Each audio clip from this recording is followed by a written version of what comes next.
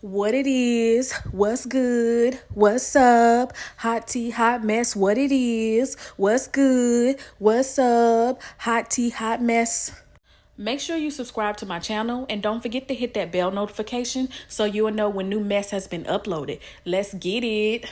All right, let's get into this Baddies Caribbean Reunion tea. There is quite a bit to unpack here. They did not give us everything, of course, which I knew they would probably do that. They will probably break this up in probably 2 more episodes, I would imagine. But they did give us some things in this first part. So for starters, let's talk about Saucy Santana. I know a lot of ladies had came on and basically was saying that Saucy Santana was being shady, and he pretty much denied it and said no, he was not being shady and that he was a great host. However, I did notice there was a little shadiness going on when it came to Mariah. If you look here, this was the look on his face when Mariah was announced to come out. And then this was the look on his face when Mariah was getting beat up by Bianca. So y'all be the judge of that. His body language and facial expressions was basically telling us he was not here for Mariah and he was here for her getting beat up. Moving on. So the first fight that we saw was between Mariah Lynn and Bianca. Now, this fight was crazy because Mariah Lynn was leaking. Like, her eye was leaking, and we knew this because we seen that from the trailer. And no, Bianca did not have on any rings. But seeing how everything actually unfolded, I feel like this was avoidable on Mariah's behalf.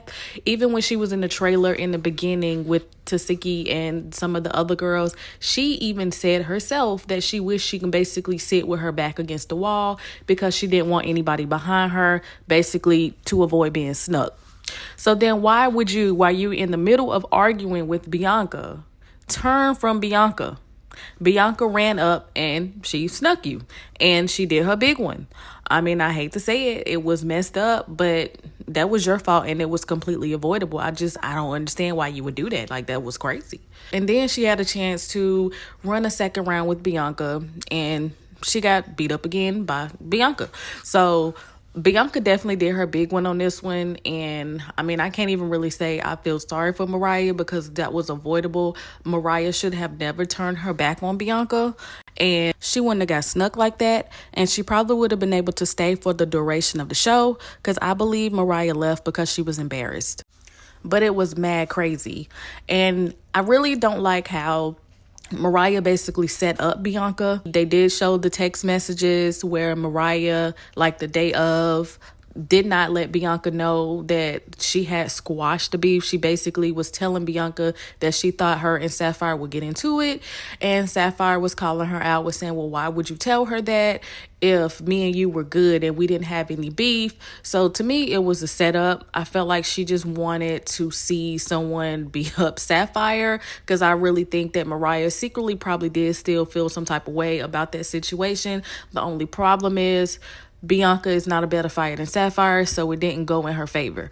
But it does look like it was a setup by Mariah for Bianca. And I think that was pretty messed up, because she pretty much painted Bianca to be the villain the entire season. Now, that's not to say that Bianca didn't do some things that was disgusting. Like, she should have never spat at Sapphire.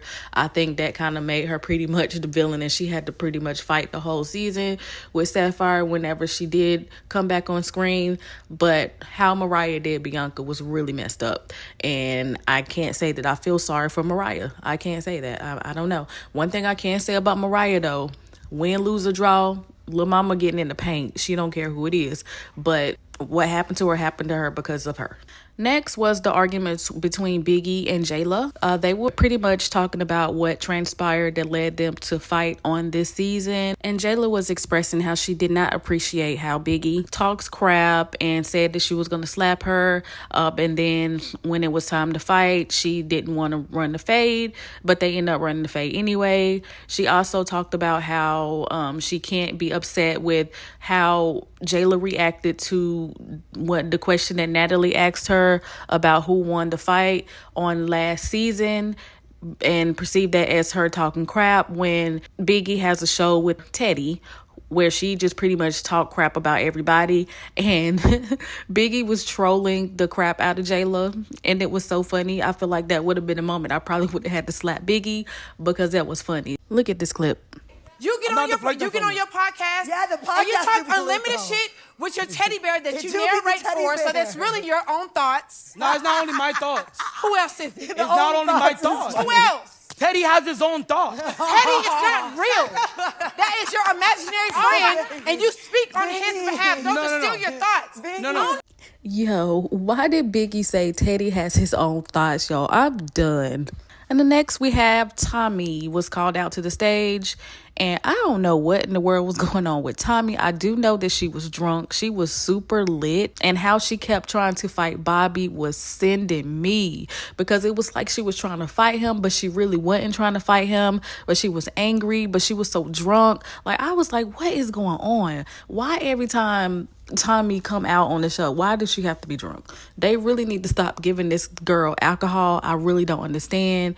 Then she came out and I don't know what in the world she was talking about. She was doing that drunk talk. You know how drunk people just go on a rant. That's pretty much what she did. Her and Natalie seemingly did make up, sort of, but I think Natalie also knew that Tommy was drunk, so she just kind of went with it because she didn't get the apology that she wanted, but they did hug it out. The last fight they showed before the episode went off was Meatball. She ran rounds with 3 different people. Meatball got in the paint, belly out and all.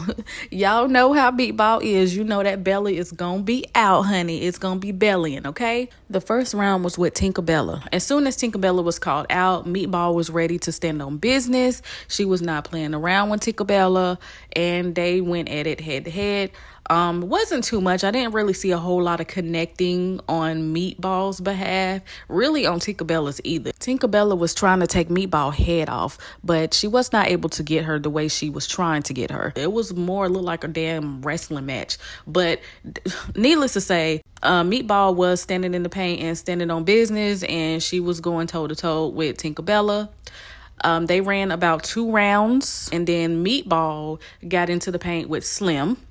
They did a round and wasn't a whole lot to see there. I know on the clip on the trailer, it showed that Slim did some sort of uppercut, but looking at the entire scene, it really didn't give what it was supposed to have gave. So there was really no effect on Meatball.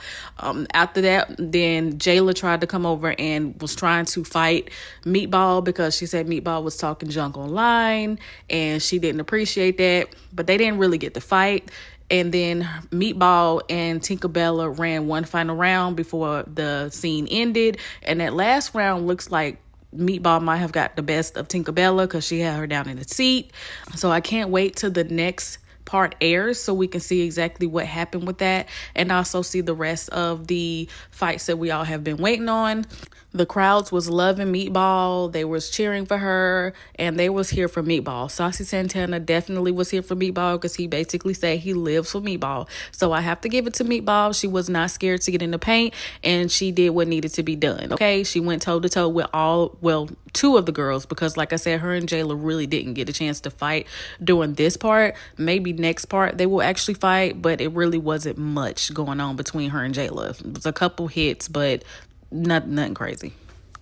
Well, that's all I have for this video, gang. Go ahead and let me know in the comments which part of the reunion was your favorite part so far. Make sure you subscribe to my channel. I am trying to reach my first 1,000 subscribers. And make sure you turn on that notification so you know the next time I drop. Until next time, yeah!